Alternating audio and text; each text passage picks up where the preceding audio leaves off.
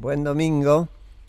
Y se habrán dado cuenta que la apertura del programa es distinta. Dice, es un programa que busca consenso en el desencuentro. Y voy a contar muy brevemente, antes de presentar a nuestros invitados, mi experiencia en una época muy dura, que fue la lucha contra la dictadura, donde había oficialmente 8 organismos de derechos humanos. Obviamente que hubiera 8, había 8 miradas, a veces hasta contradictorias. Y el trabajo más fuerte que hubo que hacer, y que algunos de nosotros lo hicimos muy intensamente, tan pronto entendimos que había que encontrar aliados uno por uno, en un momento de mucho aislamiento, era que a pesar de las diferencias, y hasta trabajándolas, teníamos que crear confianza. Y la confianza era búsqueda de consensos en acciones en común, que no eran sencillas, y que terminó dando resultado. Hubo una política de derechos humanos que se hizo paralela y dentro de la época de la dictadura. Hoy estamos en tiempos mucho menos difíciles, mucho menos dramáticos, yo diría. No quiero medir las dificultades dramáticos, pero está claro que seguimos necesitando la creación de confianza para conseguir consensos. Y eso no significa para nada, que todos pensemos igual. Al contrario, quienes creen en la democracia y en la república detestan el discurso unanimista. Y aprendí también que no es desde los puntos extremos, es decir, no es ni con discursos ni con actitudes extremistas como se logra mejorar la democracia.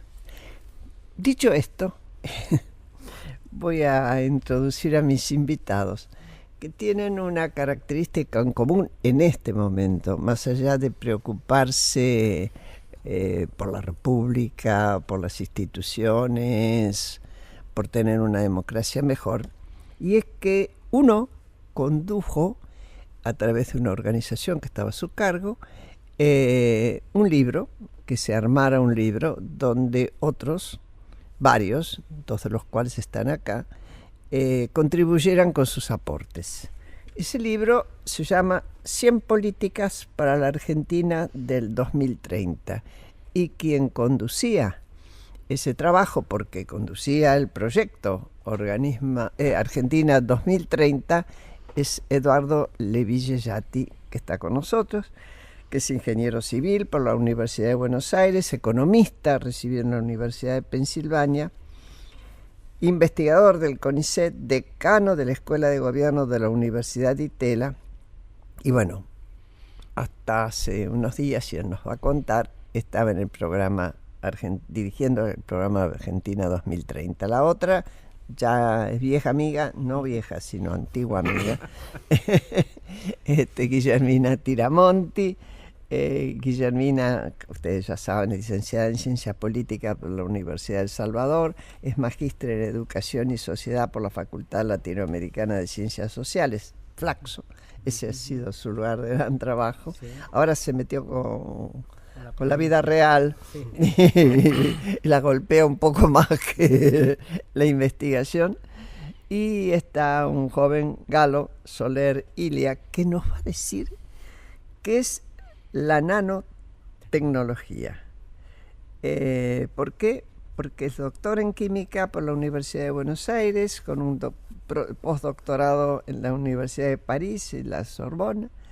Se especializa en nanotecnología, es investigador también del CONICET y profesor, con especial interés en la divulgación científica, sobre todo en esta especialidad que es la nanotecnología.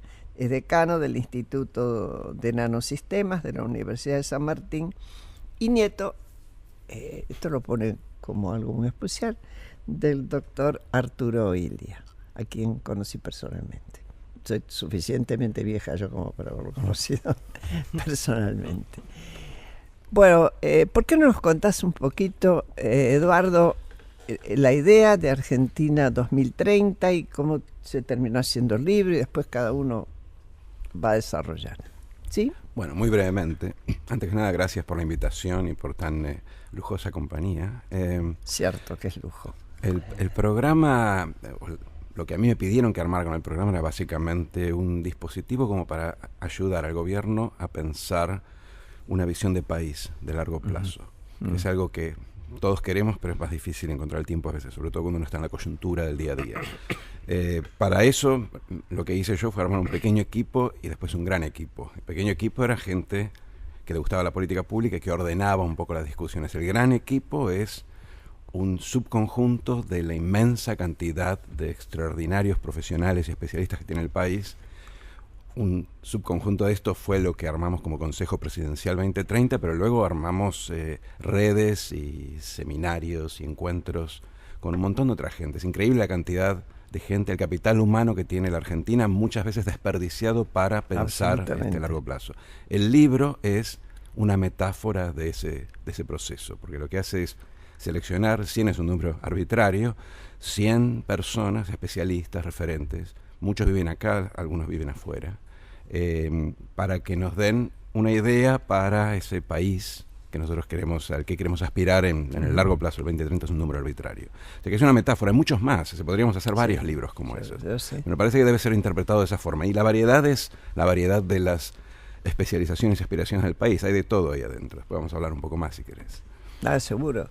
Junto con Pablo Marmorato, que como siempre me acompaña, ya les vamos a preguntar hasta que queden exhaustos. Guillermina, ¿por qué aceptaste?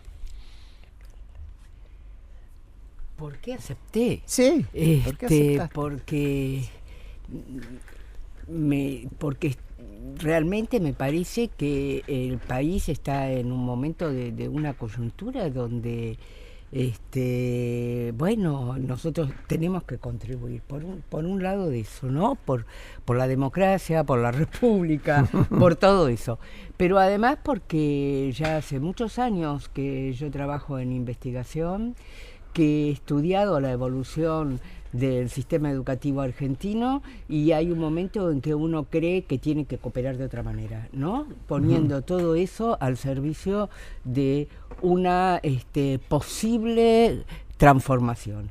Y por eso colaboré con el libro, pero estoy colaborando con la provincia de Buenos Aires, por ejemplo, porque me pone contenta hacerlo, además. ¿Y vos, Galo? Me pareció que el proyecto refleja un poco también lo que se discute en este programa, ¿no? El diálogo dentro de las distintas visiones. Eso es muy importante. A mí me pareció excelente el proyecto desde que Eduardo me contactó. Creo que tardé 6 minutos en decir que sí.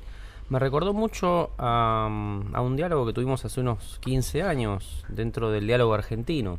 Uno cuando ve las políticas científicas implementadas a partir del gobierno de Kirchner, por ejemplo, eso se gestó en un diálogo muy largo que se hizo dentro del capítulo científico del diálogo argentino, donde uno encontraba, y yo he ido a esas reuniones hace mucho tiempo, encontraba gente de muy diversos orígenes discutiendo de cómo se iba a lograr el bien común y cómo se iba a orientar la ciencia hacia el bien común, no solo del estamento científico y de quienes practican la ciencia, sino que sirviera como un armazón para la Argentina.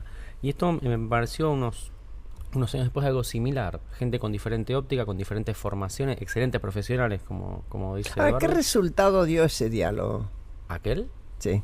Y tenés muchísima... La política científica surge directamente de un documento, lo estamos rescatando con quienes intervenimos en esa época. Surgió un documento de consenso entre gente que venía. Cuando uno entraba a esa mesa parecía la jabonería de Vieyte. Pero había gente de todas las extracciones políticas, de todas las extracciones ideológicas, religiosas, lo que fuera, sentados alrededor de una mesa y discutiendo de qué ciencia se iba a hacer para mejorar el país.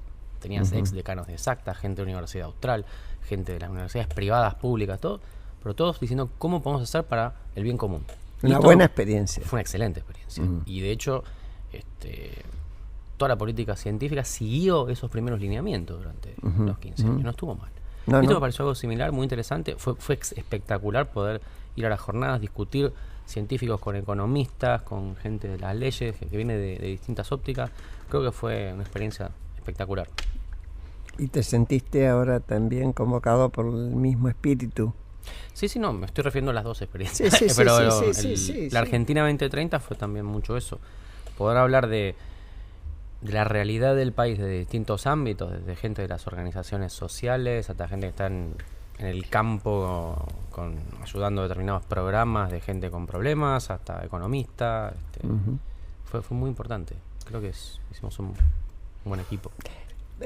Guillermina, los otros días te vi en un programa ya hace unos días a raíz de esta idea de favorecer con becas, estimulando a que los muchachos las chicas y muchachos que están estudiando obtengan mejores notas, etcétera, etcétera. Y te oí decir una cosa tan sensata, por favor, yo voy a dar el título nada más.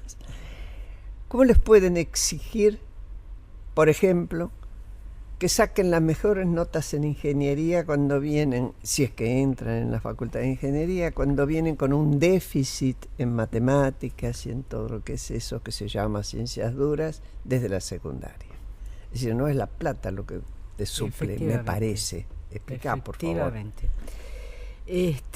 Mirá, si vos ves, que es lo que estaba haciendo yo hace 2 días, mirando los resultados de las pruebas a aprender en comparación con la última prueba ONE del 2013, realmente te asustan los resultados, y especialmente en matemáticas, donde vos te encontrás que efectivamente. Yo estoy haciendo un ejercicio para hacer un artículo corto sobre los que no alcanzan ni el básico. Y resulta que ahí vos tenés que el 50% de los chicos de la escuela secundaria no alcanzan ni el básico. Y que el sistema privado no alcanza ni el 15, creo que el 18 no alcanzan. Bueno, si los chicos vienen con esa formación en matemáticas... Es decir, que aún aquellos que creen que mandando a sus hijos a una escuela privada tienen un plus en la educación sobre la pública, ni siquiera da o justifica a sus aspiraciones. De la escuela privada provengan del hecho de que tienen chicos de los sectores socioculturales más altos. Sí, una vez que vos controlás o ajustás por el nivel socioeconómico del hogar, las diferencias entre público y privada, no te digo que desaparecen, pero son muy pequeñas. Entonces, en este programa de becas, a mí me parece muy bien que se dejen de dar dávidas y se plantee que efectivamente es una beca escolar y que por lo tanto vos tenés que obtener mejoras en tus cursos.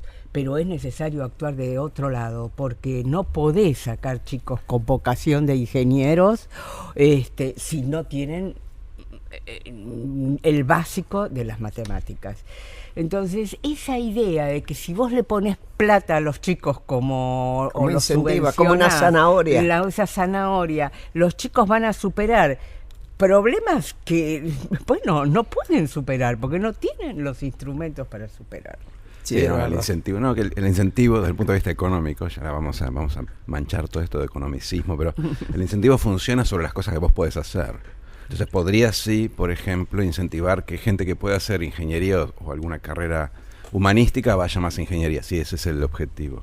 Pero no puedes hacerle hacer al pibe lo que no está en condiciones de hacer, y entonces corres el riesgo, en esos casos en particular, si no los guías bien, en forzarlo a entrar a una carrera donde va a perder el tiempo, va a estar condenado a fracasar. Se va a frustrar como persona. Exacto, entonces hay que darle información al estudiante para que no siga el incentivo a un lugar donde no lo va a llevar a ningún lado. O sea que hay que manejar esos dos, balancear esos dos aspectos. Yo veía cuando mis nietos atravesaron el CBC, ambos venían de una buena preparación y también de un ámbito socioprofesional, yo diría, con hábito del gusto por el conocimiento, para llamarlo de alguna manera muy amplia. Y se angustiaban ellos por las dificultades de compañeros suyos en el CBC y decían, Abu, no es que no son inteligentes, no tienen cómo. No tienen costumbre de estudiar, no tienen los elementos sobre los cuales apoyarse. Es una pena me lo transmitían desde la angustia de ver compañeros que no podían y que se iban a quedar en camino. Así que digamos, familiarmente me lo transmitían, más allá de lo que es la posibilidad de hacer las encuestas, ¿no?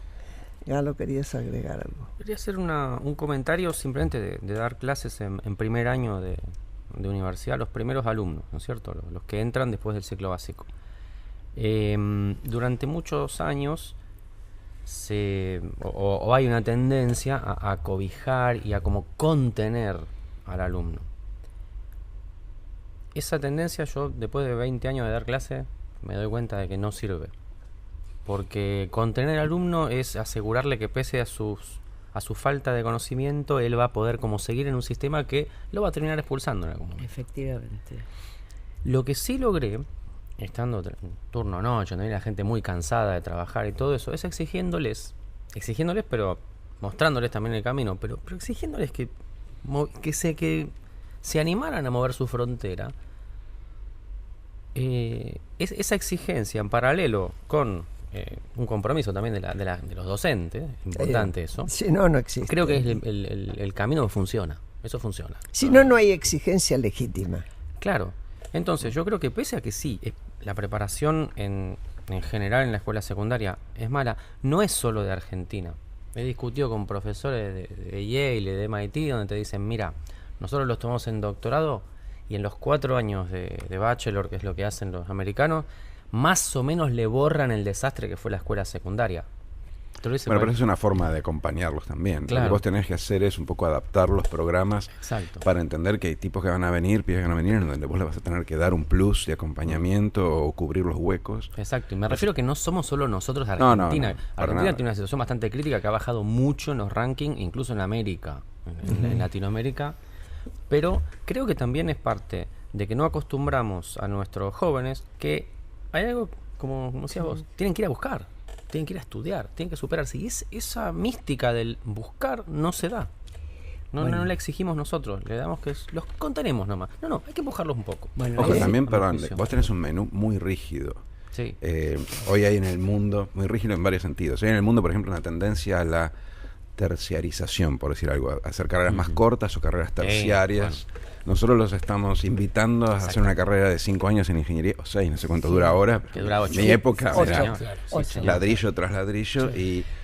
Y no es, primero, hacia dónde va el mundo. Segundo, no es necesariamente lo que vos querés como modelo de educación terciaria para ese chico, aunque sea la educación terciaria técnica, tiene que ser más corta. Entonces, también tenemos que decirles a las universidades, y algunas ya se están adaptando, que tengan un menú más adaptado a una variedad de alumnos. Más rápidamente, ¿no? No, la Universidad de Córdoba, por ejemplo, tiene algunas movidas hacia la flexibilización. No hay universidades, pero hay que moverse en esa dirección, porque si no, si el único menú que le das es esa carrera interminable, por más dinero que le pongas, va a haber pocos que califiquen. El tema, para decir una cosa urticante. ¿Cómo? Para decir algo urticante. El tema con las carreras interminables es que las carreras universitarias están más pensadas como mercado de trabajo para los profesores que en relación a lo que los chicos tienen que aprender para adquirir los conocimientos para esa profesión, ¿no? Entonces, allí hay un problema, ¿no? Que cuando vino la ola en el mundo, en el acuerdo de Bolonia y demás, para achicar las carreras, en la Argentina no se achicaron, porque entonces, ¿qué hago con los profesores? Yo me acuerdo cuando yo era estudiante, era hace muchos años, trabajábamos en una comisión para revisar el programa de ingeniería, y cuando surgía la eliminación de algunas obligatorias, de las optativas, lo primero que saltaba era, bueno, pero ¿qué hacemos con los profesores? Tiene sentido, pero no debería ser la prioridad cuando uno piensa los programas. Por supuesto. Y lo podemos mandar a la biblioteca. Hay que pensar en todo, pero finalmente tenés que pensar en el alumno. En que yo estudiaba, cuando en la docencia alguien sobraba, iba de bibliotecario.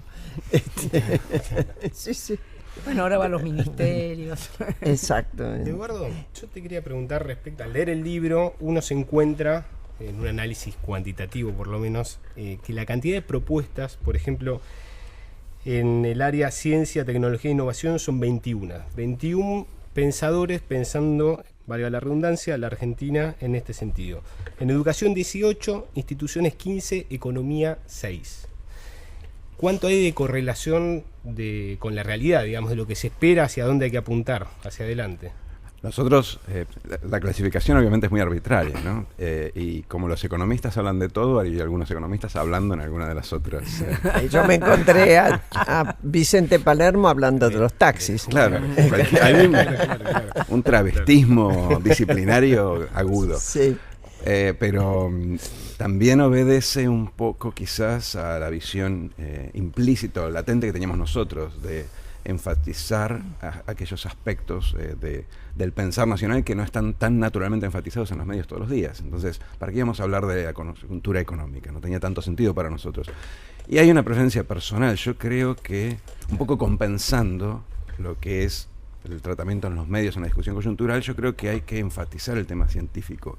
No porque sea el 25% del todo, sino porque hoy se le da menos hincapié de lo que debería, entonces uno trata de sobrecompensar y mostrar la riqueza y el potencial que hay ahí. Desde todo punto de vista, o sea, desde el valorizar la ciencia básica hasta pensar que vos tranquilamente podrías complementar eso y hacer dinero, hacer valor y riqueza con eso.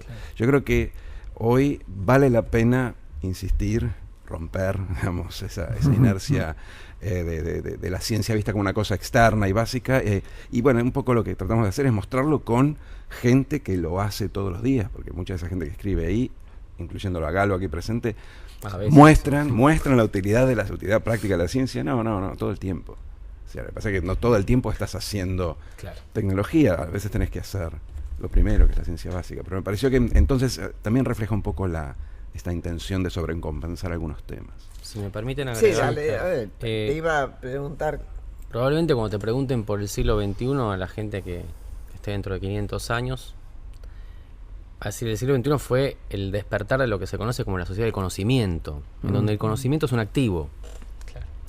Siendo no nosotros, es más un lujo. No, y eso es un muy buen punto. Hay que, digamos, creo que en las reuniones nuestras y mucho se desprende de lo que está también en los capítulos. Hay una concepción muy antigua y muy errada de la ciencia en Argentina hoy en día en la sociedad. Estamos orgullosos del científico que hace un descubrimiento como si fuera la frutilla de un postre. Y en realidad la ciencia tiene que estar integrada y el conocimiento tiene que ser producto de quienes hacemos la ciencia dentro del país. Tiene que estar integrada a la economía y al crecimiento. No podemos dirigir hoy en el siglo XXI un país sin ciencia. No. Hoy, en este momento, los algoritmos de Google o de Facebook, que nos conocen más que nosotros prácticamente, a mí me da terror eso. Han sido desarrollados y no podemos perdernos la oportunidad de tomar a la ciencia como algo natural. Entonces yo creo que eso refleja también las carencias de un sistema argentino de ciencia y tecnología al cual le falta desarrollo, que está un poco anticuado. Como decían recién de las universidades, que estoy plenamente de acuerdo, no podemos poner al rol institucional de las universidades solo como la conveniencia del sector de profesores. Además, si los profesores se quedan sin dar la materia toxicología 4 obligatoria, harán una materia de posgrado, harán un curso de posgrado en el cual enseñan la importancia de la toxicología. Si no, son discusiones estériles, por poner un ejemplo, ¿no?